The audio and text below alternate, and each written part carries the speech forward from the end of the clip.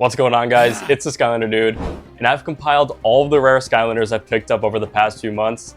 I'm gonna waste no time. I'll dive right in because I can't wait to show some of these off.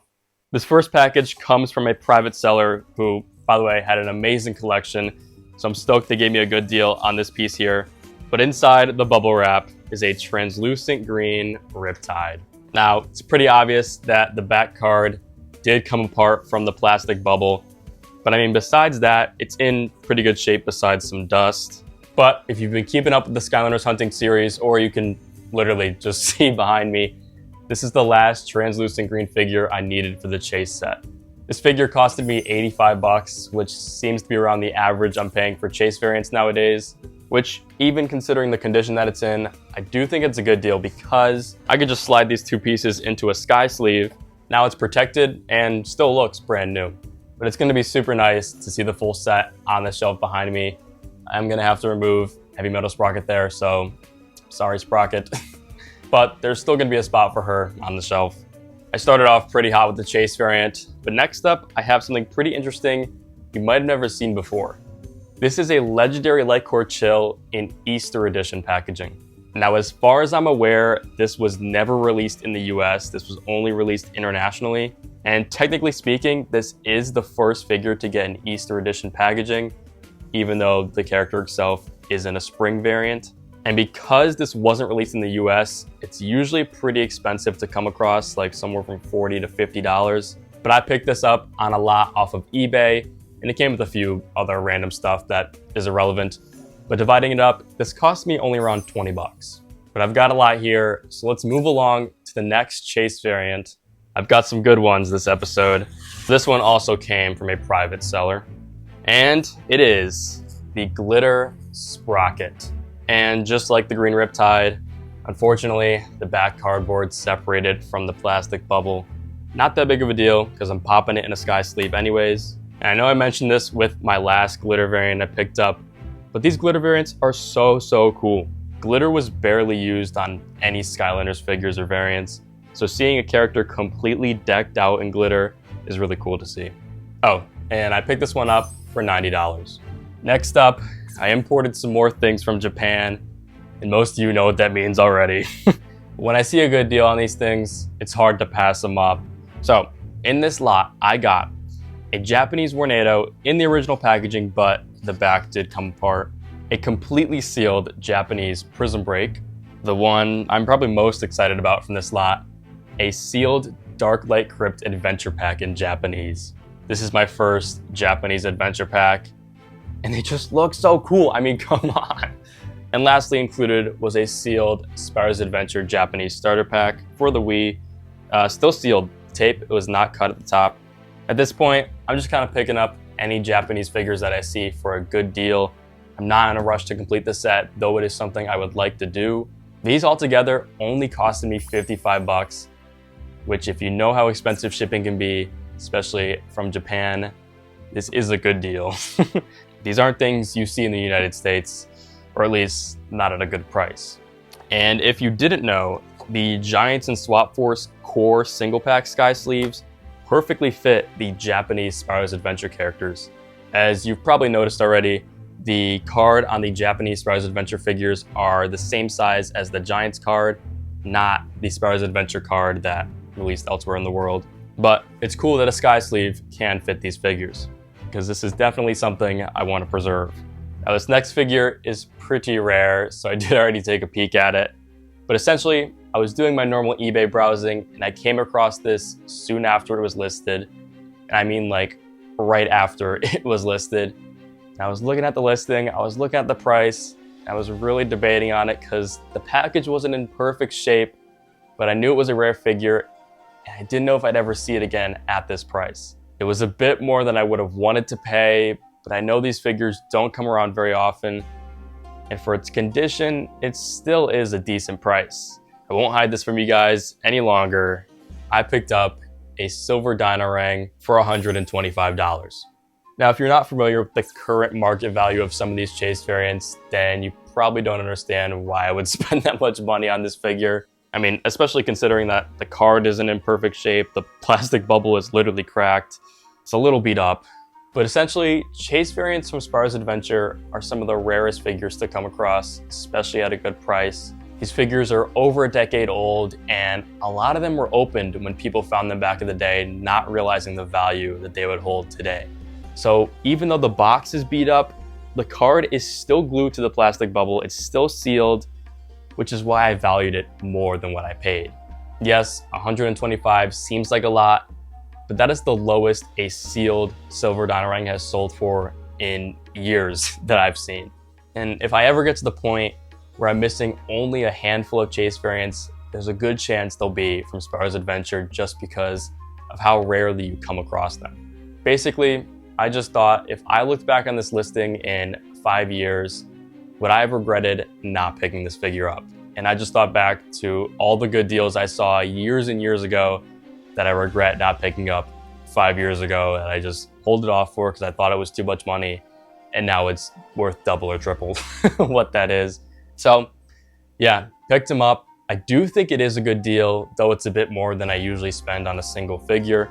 But as the usual, I'll pop it in a sky sleeve to further preserve it, just to make sure it won't get damaged any further.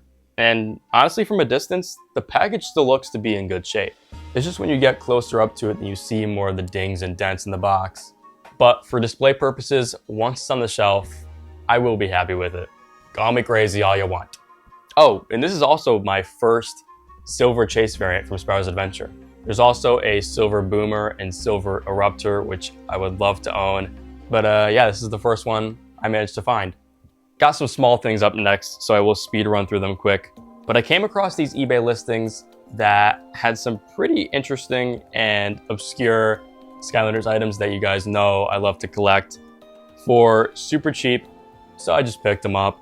I found a few different gift cards here with Skylanders on the physical card.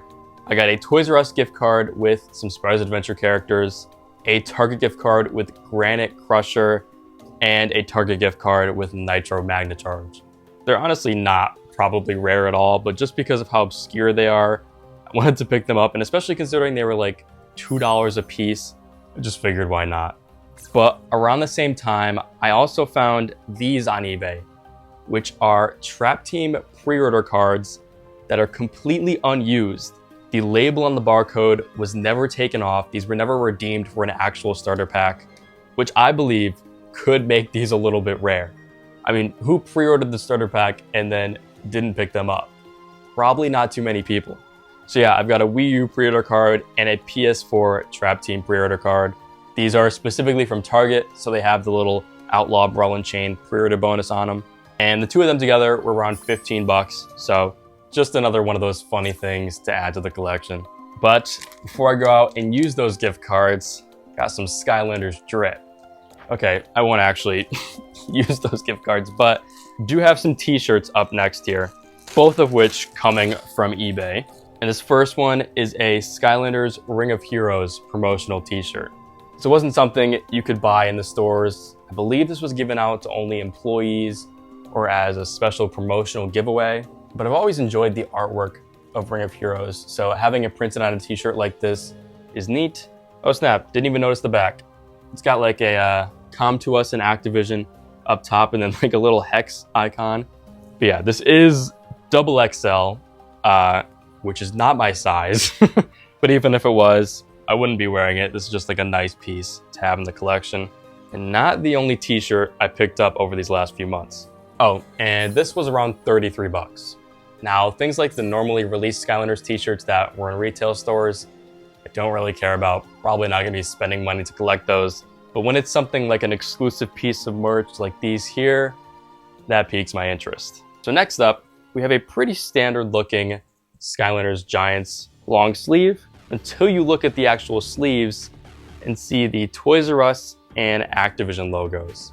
Now, I actually didn't know what this was from when I saw the listing on eBay, but upon talking to the seller, this was actually an employee shirt for the launch of Skylanders Giants at Toys R Us. This sort of launch day Toys R Us event wasn't at every Toys R Us location. I'm not really sure where this one is from specifically, but just knowing that it's exclusive makes it that much more cooler. And this shirt came out to 25 bucks. But no more clothing items. Let's get back into a chase variant. Now, I picked up this figure from a lot off of eBay. This was the only really special thing that I needed in that lot, but it is a red metallic Dune Bug from Toy Fair 2014. Any of the metallic coated chase variants are some of my favorite figures to collect. I'm not talking any of the metallic painted like the silver Dino-Rang. I mean the specific metallic coated like the blue metallic Chop Chop or this red Dune Bug here. Without seeing the figure in person, it's probably hard to tell the difference between a metallic coated and just a metallic painted figure, but it really is just the shine on this metallic coating that makes these so cool. This figure also picked up the name Love Bug because it released in February around Valentine's Day, but dividing things up in the lot that this came in, this only came out to around 60 bucks, which is a really good deal for this figure, especially considering the condition of the package it's in. There is no blemishes, no dents, the card is still glued to the plastic bubble, and this is probably my favorite chase variant of the episode. But not the last figure or my favorite overall. Yep, even though this figure below me is not a chase variant, it is still my favorite of the episode today, and you will soon see why. Over the summer, I got to attend Philly Fan Expo with a good buddy of mine, Portal Master Evan, whose videos you might recognize from the golden era of Skylanders. But at this convention, I had one mission and one mission only, and that was to get this figure below me signed by his voice actor. And obviously I achieved that mission or else this wouldn't be included in the video. But I had the pleasure of meeting Richard Horvitz, aka the voice actor of Chaos, and he did indeed sign my sealed Chaos figure. I also asked him to include a little KAOS on the box, because I mean, what's a more iconic line from Chaos? But I specifically had him sign it in red to match the back of the box, where it has the look of a red marker crossing out Skylanders and Chaos writing in his name. But I also think the red looks super clean on this box. Definitely my favorite item from the episode today, but also one of my favorite pieces in my whole collection, just to have that experience to go along with it. But here is everything I picked up in the episode. Let me know in the comments what your favorite item is or what you're hunting for personally. I also want to mention that I'm now on Whatnot. I'll actually be selling off some of my rare duplicates to you guys and hopefully giving you some good deals. And if you've never used Whatnot before, you can click the link in my description and get a free $15 off your first purchase. And you don't have to buy from me. You can use that $15 anywhere. There are some good deals on Whatnot, so make sure you check it out. And of course, you can find Sky Sleeves at skysleeves.shop. It is the best way to protect, preserve, and display your sealed Skylanders figures. Thank you guys so much for watching. Don't forget to subscribe, like, and comment. Peace.